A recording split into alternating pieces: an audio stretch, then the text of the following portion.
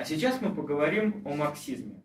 Сергей Николаевич, скажите, марксизм, он в XIX веке ведь появился не просто так. Наверняка у марксизма есть определенные основания, предшественники, философские задатки, так скажем.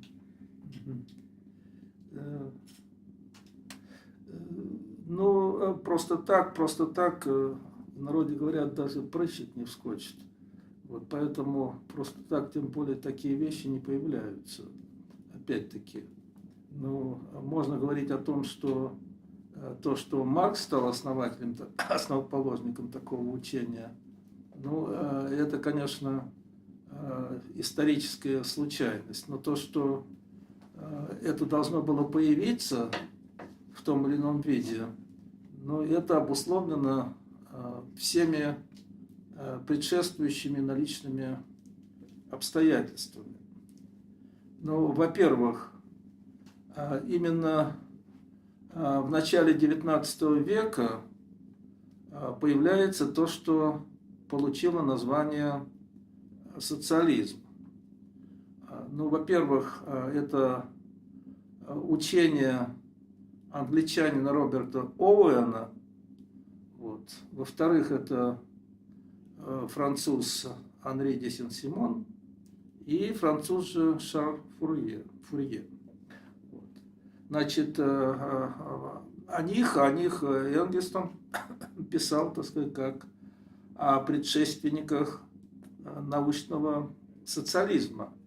Вот. Но социализм этих трех названных лиц, но и других неназванных, вот, в марксизме, в марксистской традиции, и Энгельс конкретно называют утопическим социализмом.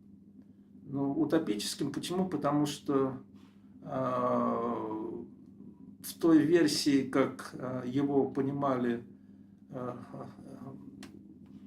основоположники, вот, Оуэн, Сен-Симон, Фурье, вот, он практически был неосуществим. Потому что для осуществления этих принципов, так сказать, еще не было объективных предпосылок. Ну, самая главная объективная предпосылка, согласно Марксу и Энгельсу, это наличие рабочего движения. Поэтому рабочего движения, поэтому, согласно версии уже Маркса и Энгельса, рабочий класс сам себя должен освободить.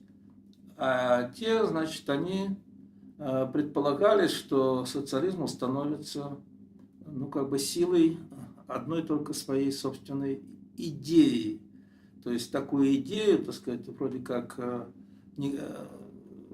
люди в массе своей не могут не принять. Почему? Потому что это идея, так сказать, справедливости, там, добра и так дальше. Вот. Ну и в том числе, скажем, и в особенности Сен-Симон, и в особенности Фурье, так сказать, они делали ставку на то, что на какие-то богатые банкиры вот, воспримут эту идею, так сказать, и захотят потратиться на то, чтобы, значит, вести вот такие формы жизни.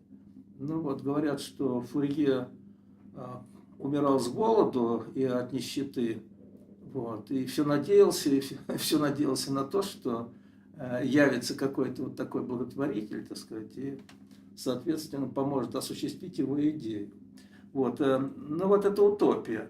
Но то, что, так сказать, социализм появился в это время, это, конечно, не случайно. Почему? Потому что это время уже ставшего и развитого или разбитого, я не знаю, как правильно до сих пор, вот, капитализма. Вот этот развитый капитализм, значит, он породил социализм, так сказать, как бы неизбежно. Вот. Причем, если говорить об Англии и о так называемых социалистах-рикардианцах, так сказать, то они непосредственно отталкивались, так сказать, от учения, политэкономического учения Давида Рикардо. Вот. Давида Рикардо это вершина английской классической политической экономии. Вот. Каким образом отталкивались? Там ход простой, поскольку Рикардо, в отличие от последователей, и за это Маркс его высоко ставил, вот, он с величайшей научной честностью, и, как Маркс выражается, с честностью, доходящей до цинизма, вот, он, значит, трактовал дело таким образом, что прибыль предпринимателя-капиталиста – это неоплаченный труд рабочих. То есть, или вычет из зарплаты, грубо говоря. Вот. Почему? Потому что никаким другим способом, так сказать, Рикардо этого объяснить не мог. Как появляется вот это вот, то, что сейчас называют добавленная стоимость. Откуда она добавилась? Так это не Маркс открыл? А? Не Маркс это открыл? Нет. Дело в том, что ведь у Маркса есть так называемый 4-й том «Капитала». Вот. То, что Маркс назвал теорией прибавочной стоимости. Вот. И где он рассматривает, в том числе и Рикардо, и Смита, так сказать, и так называемых вульгарных экономистов, то есть Маккуллох, там, Манди и так дальше. Вот. И он назвал это теорией прибавочной стоимости. То есть, иначе говоря, он рассматривает различные теории различных авторов и показывает, что они пытались это объяснить, или пытались объяснить и не объяснили, или, так сказать, наоборот, уже вульгарная политическая экономия, она просто эту проблему, ну, как бы снимала тем, что меняла, то есть подменяла трудовую теорию стоимости какой-то или субъективистской теорией, так сказать, или последующий вот этот появился маржинализм, так называемый, то есть который альтернатива трудовой теории стоимости. А Маркс в отличие от Рикардо? Почему? Потому что почему отказалась не классическая политическая экономия, так сказать, от трудовой теории стоимости? Это понятно. Почему? Потому что если принять трудовую теорию стоимости, что стоимость это всегда труд, овеществленный там и так дальше, то понятно, и прибавочная стоимость это тоже прибавочный труд. То есть, иначе говоря, так сказать, это неизбежно, так сказать, или надо признать факт эксплуатации, или отказаться от этой теории. Ну вот. Ну и пошли по пути, так сказать, просто отказа от этой теории. То есть практически, как я понял, вот и в последнее время, и читаю вот, в том числе вот эту философию экономики, которую издали в этот институт Гайдара, вот, что практически политическая экономия, вот эта вульгарная, отказалась от научного метода, вот, и стала позитивистской. То есть они изучают движение там, товаров, денег и так дальше, так сказать, вот, совершенно не проникая, так сказать, в суть этих процессов. В отличие от классиков, которые все-таки проникали. Так что же Маркс? Значит, извините, так вот, дело-то в том, что к Рикардо, возвращаясь к его теории прибавочной стоимости, прибыли и так дальше. Дело в том, что когда Рикардо показал, что, значит, прибавочная стоимость, соответственно, прибыль, это неоплаченный труд рабочего, так сказать, вот, а отсюда сразу вырос социализм, социалисты-рикардианцы, они так и называются, социалисты-рикардианцы.